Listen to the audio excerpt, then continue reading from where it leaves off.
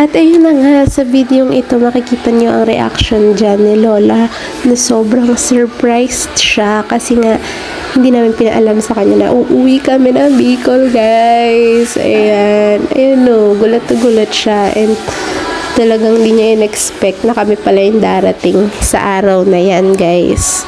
And ayan, makikita nyo nga na tuwang-tuwa siya, nakita niya ang aking father. Ay, hindi niya in-expect kasi na kami daw pala yung bisita na darating. And ayan, makikita niya sa video na yan sa ang aking mother na nagpakana ng lahat ng surprise. Ayan, pinagalitan tuloy siya. Yes! Kasi wala kasing audio to, guys. I'm sorry. Yee, look at that, guys. Umaraw. Umaraw. Yes, mahal tayo ni Lord. Umaraw for today. Kanina sobrang lakas na ulan. Umuulan.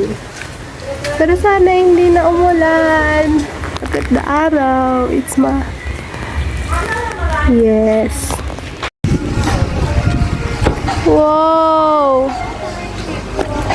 Ang ganda, guys. Tapos maaraw pa. Wow! What a view. What a peaceful day. Though mainit, ang sakit sa balat, pero ang ganda, guys. Sobrang payapa. Alo. Charis. I think this is a resort. This is something. Charis. It's a room or a cabin, something. Tapos dito, oh, guys. I hope you're seeing this in for real. What? Sobrang ganda mag-outing dito. What?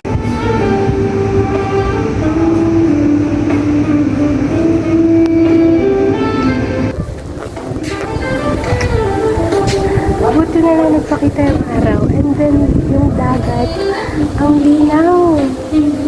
Ang linaw ng dagat. Ganda, guys. I love it.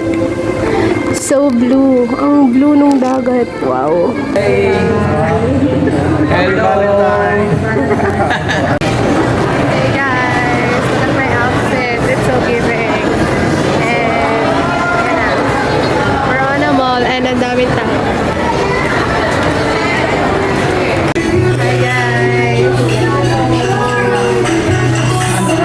Look at this. Nasa harap ko siya. At ayun na nga, to conclude our day, binisita namin ang coffee shop ng aming pinsan. And it was a rainy night. But it was fun kasi magkakasama kaming lahat, guys. Bye-bye!